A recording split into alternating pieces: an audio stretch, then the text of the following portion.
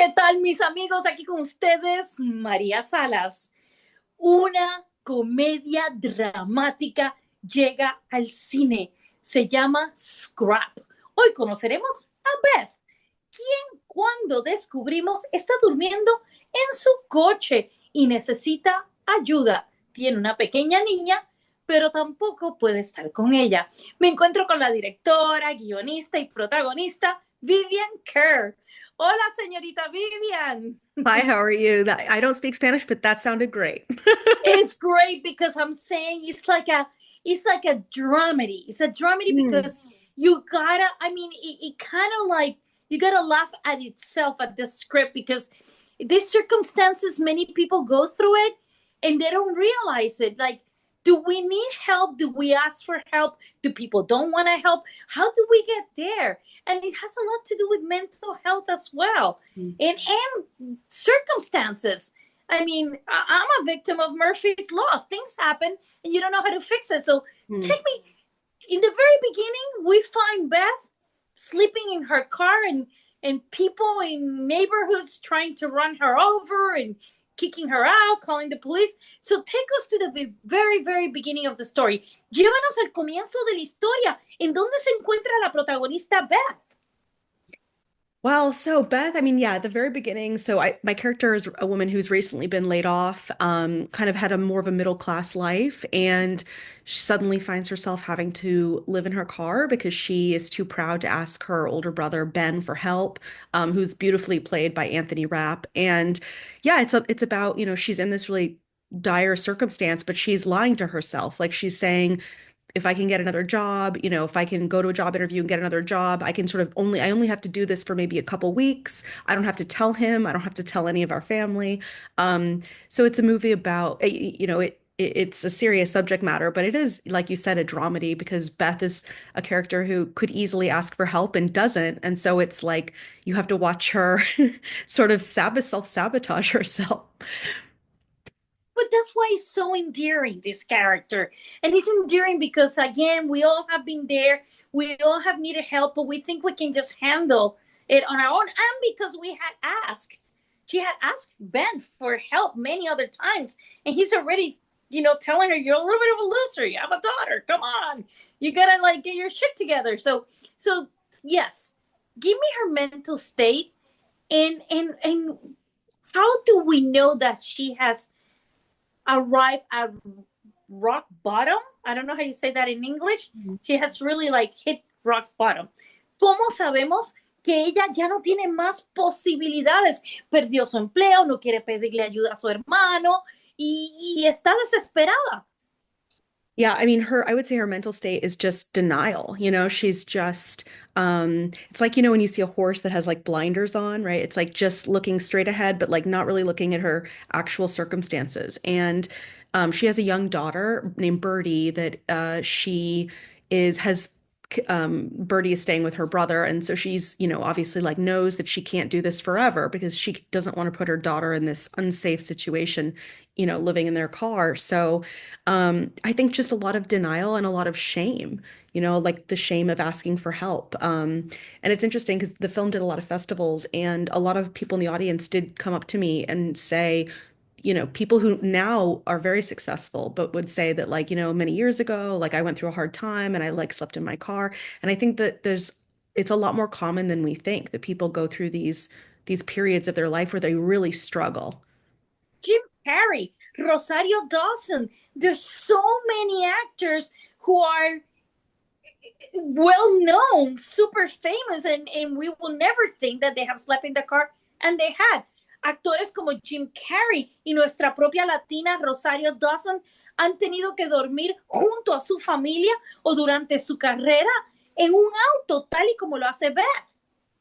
Yeah, for sure. And I think it's just there's a lot of shame too in that, people don't want to ask for help. And like you said in the film, that she's been the black sheep of the family. She's the one who's always messed up. And I think if you kind of are the one that like has had to ask for help so many times, after a while, it's like you don't want to have to ask for help again, because you're just sort of proving that like you're not you don't have your life organized. So yeah, a lot of like, denial and shame. And I mean, the good thing is, hopefully over the course of the movie, you see that like she grows and learns to like sort of accept that she does need his help. And they don't maybe have a perfect relationship, but they sort of resolve their sibling dynamic. Oh my God, Vivian, how are you as a director, main actress, and the very beginning of the movie is all exteriors. So what was it like shooting those scenes in the car, in those crazy neighbors that run you over, like say, get off or run you away? Better word. Tell me about shooting those exterior sequences. ¿Cómo fue rodar la película? Eres la protagonista, pero también la realizadora. Decir 3, 2, 1, acción y estar en un auto viviendo realmente en la calle. I mean, I've basically lived my entire adult life in Los Angeles, so it was a lot of fun actually. I mean, even though the scenes were like, not like funny necessarily, but the to be able to shoot, in Beverly Hills, like to, get those shots of like the Hollywood sign or, go downtown and get like, shots of I don't know, well-known buildings. It was really great. It felt like we were able to put the real city on screen. And then to contrast those sort of beautiful aspirational images with the reality of like actually sleeping, on the streets of the city, that was like a really, it was really important to kind of get that contrast in the beginning of the film. We all have been there when we ask for a job. Tell me about those scenes. I mean, are part of these um, experiences like autobiographical? Algunas de las experiencias que tiene Beth son autobiográficas. I would say maybe a little bit just because, I've been an actor for a long time and I've had that experience of like going to auditions. I've sat in a lot of waiting rooms. So the scene where Beth is like sitting in the waiting room before her job interview and she's just like nervously touching like a Perrier bottle like that.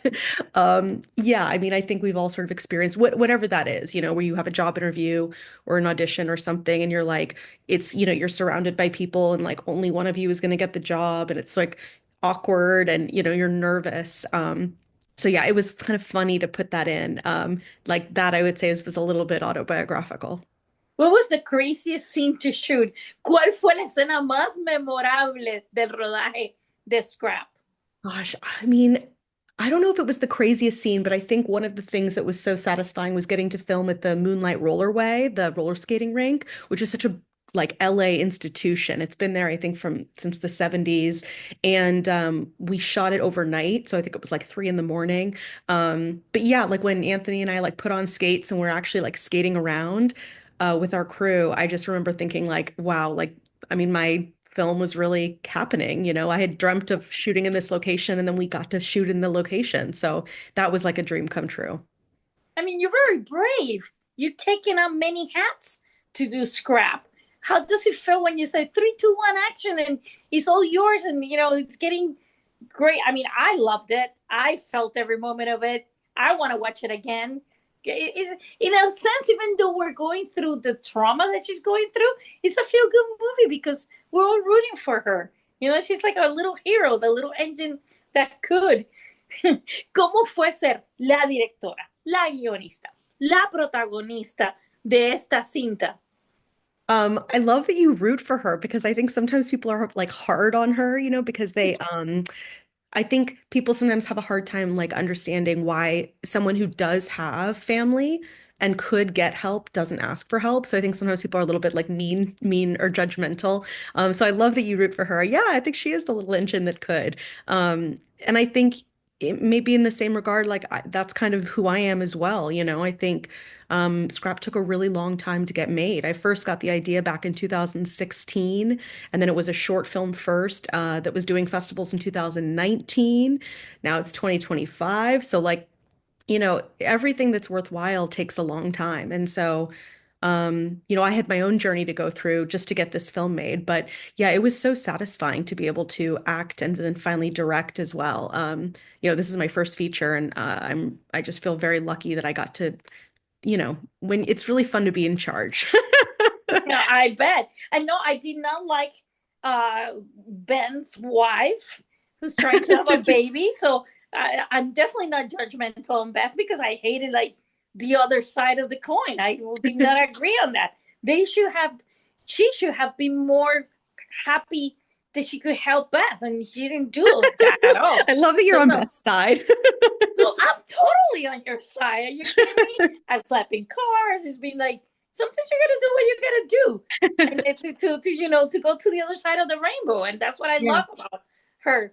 And so being a female director, what has been your experience having your first big feature film? Has it been an experience that you want to try again? And what are like the goods and the bads? Ser a, sorry, how do I say all this in Spanish now? Eh, es, es tu prueba, Scrap es tu prueba de fuego como realizadora. ¿Cómo te sientes siendo cineasta femenino en este mundo cinematográfico? I do feel lucky that I think we're sort of past that time that was maybe happening a few decades ago where um, women were getting a lot more, I think, pushback, when they wanted to direct. I didn't feel any of that. I do think there is still a disparity in terms of like at the studio level, like, women not getting hired and not getting job interviews, especially for bigger budget films. You definitely, I mean, that is just a reality, of course. But I will say on the independent film level, I've seen so many films this year that were directed by women that Mm-hmm. were wonderful. Bob Trevino likes it at South by Southwest, directed by Tracy Lehman. That film was so wonderful. And even sort of films that are a little bit bigger budget, like Past Lives, it's an incredible movie. I love Past Lives. It was so beautiful movie. And so I think that there's just a lot of really interesting work. I haven't seen it yet, but people keep telling me that The Substance is wonderful. I mean, not wonderful, but disturbing. But I think there's so many really interesting female directors now. And so I hope that we soon get to that point where we're not even looking at a female director and thinking of it as, oh, that's a female. Like it's just, that's a director, period, end of story. And yeah, I'm excited to kind of be in that next group of female directors, and I want to do it the rest of my life. I love directing. It was such a like incredible discovery, how much I loved it. How has your family taken on Scrap? And who's your like biggest like cheerleader? ¿Cómo tu familia ha reaccionado cuando vieron la película Scrap? I feel really lucky because even though like neither of my parents are in the entertainment industry, they're like very, very supportive. But I would say my biggest cheerleader is my sister, Marion. She's actually in the movie, so she has a cameo. She plays our character's mother in the flashback scene. That's my real life sister. And she also helped me produce the film. So I owe her, so much. I trust her as a fellow like creative, I trust her taste, and she gives great advice in the way that only an older sister can. So I can't ask you because you're the director. Did you keep your own clothes? Is that your clothes? What kind of like goodies did you keep from the movie? ¿Te quedaste con el vestuario de la protagonista? I wish I'd kept more things, to be honest. But yeah, I do have some of Beth's clothes. Although I was thinking of, we're probably going to maybe do some sort of like giveaway or auction or something. But there are a couple things that I might keep from the film just as a reminder. There's a little movie called Thelma. I haven't seen it, but I hear it's great. It's great with I always mess up the main actress name. June Squibb. Squibb, June Squibb. Hmm. So this movie reminds me very much of Thelma. Oh Movie no, I with a haven't lot seen it. of heart and bravery from the protagonist. I mean, it's just like such a great. It's like the perfect movie to be seen in film festivals. But I really hope that people go to the big screen and streamers and all that have it. So I honestly will support this film because it was such a great experience, and I love it. So where does the name Scrap comes from, and where can we watch it? ¿De dónde se originó el nombre de la película Scrap? So yeah, it is kind of a funny title. So originally I was thinking of it like sort of like the last little scrap of her pride, the thing, that little piece that she has to like let go of and able to in order to move forward. But then I sort of liked all the meanings. Like, she's very scrappy. She and her brother, they kind of scrap with each other a little bit. So yeah, I could never come up with a better title. It felt like the perfect name for the film. And then yeah, it's out now on VOD, so people can rent it or purchase it on Apple, Amazon, Fandango at home, and I think Google, YouTube as well. Amigos, Vivian Kerr, la realizadora, guionista y protagonista de Scrap, ahora en video en demanda, una película para disfrutarla con sus seres queridos. Yo soy María Salas.